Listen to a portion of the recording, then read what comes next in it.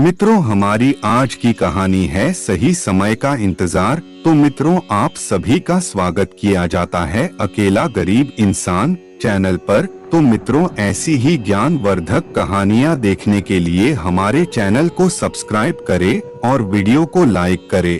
मित्रों, आइए चलते हैं अपने वीडियो की तरफ। तो लेट्स गो।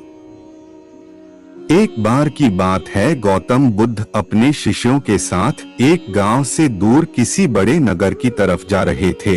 गर्मी के दिन थे और रास्ता भी बहुत लंबा था। गौतम बुद्ध अपने शिष्यों सहित बहुत देर से चल रहे थे, जिस वजह से उन्हें बहुत प्यास लगती है। वहां से कुछ ही दूरी पर बरगद के वृक्ष की एक घनी छाव थी। सभी लोग उस वृक्ष के पास पहुंच जाते हैं। महात्मा बुद्ध अपने शिष्यों सहित वृक्ष की घनी छाया के नीचे विश्राम करने लगते हैं। जीवन में सही राह दिखाती ज्ञान से भरी अद्भुत कहानियों का विशाल संग्रह। बहुत देर से चलने की वजह से सभी का गला प्यास से सूख रहा था। यह बात बुद्ध जानते थे। बुद्ध ने अपने एक शिष्य को कहा, आप इस बरगद की छाया से 20 कदम दूर जाकर बरगद की 2 बार परिक्रमा करके वापस आओ। शिष्य वैसा ही करता है जैसा बुद्ध ने बताया। परिक्रमा के बाद जब शिष्य महात्मा बुद्ध के पास आया तो बुद्ध बोले कि क्या आपको किसी ठंडी हवा का अनुभव हुआ था? शिष्य बोला, हाँ महात्मा बुद्ध, उस उत्तर दिशा की तरफ से मुझे कुछ ठंडी हवा की अनुभव हुआ था। शिष्य की यह बात सुन महात्मा बुद्ध शिष्य से तुरंत बोले कि उसी दिशा में चले जाओ, जरूर वहां से कुछ ही दूर पर एक तालाब अवश्य मिलेगा। उस तालाब से सबके लिए पानी ले आओ। शिष्य उसी दिशा में जब कुछ दूर जाता है तो वहां सच में एक तालाब होता है। तालाब देख शिष्य बहुत प्रसन्न होता है और तालाब के निकट जाकर जैसे ही तालाब से पानी भरने वाला होता है, तभी शिष्य की नजर वहां दूर तालाब में कपड़े धो रही कुछ स्त्रियों पर जाती है। यह देख शिष्य मन में सोचते हैं कि यह पानी तो गंदा हो गया है।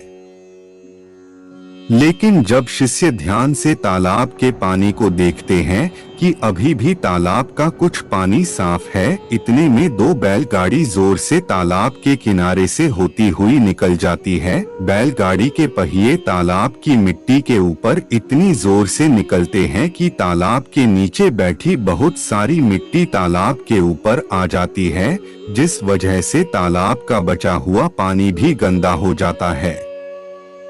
यह देख शिष्य बिना पानी लिए क्रोध में महात्मा बुद्ध के पास वापस चला जाता है। शिष्य बड़े ही निराशा भाव से महात्मा बुद्ध को सब बात बताता है। शिष्य की बातें सुन सभी शिष्य बोलते हैं कि हमें तुरंत यहाँ से निकलना चाहिए, किसी दूसरी जगह पानी की खोज करनी चाहिए, वरना प्यास के मारे जान निकाल जाएगी। इधर महात्मा बुद्ध सभी को शांत होने के लिए कहते हैं और बोलते हैं कि धीरज रखो, कुछ देर यही बैठो, उचित समय आने तक संयम बनाए रखो। सभी महात्मा बुद्ध की बात सुनकर शांत हो जाते हैं और वही बैठ जाते हैं। कुछ समय बीत जाने के बाद महात्मा बुद्ध फिर से अपने शिष्य को उसी तालाब से पानी लाने के लिए कहते हैं। शिष्य बिना कोई सवाल किए उसी तालाब से पानी लेने के लिए फिर से चला जाता है। तालाब की हालत देख शिष्य को यकीन नहीं होता, तालाब का पानी पूरी तरह से साफ होता है। यह देख शिष्य बहुत खुश होता है और पानी भरकर महात्मा बुद्ध के पास जाता है।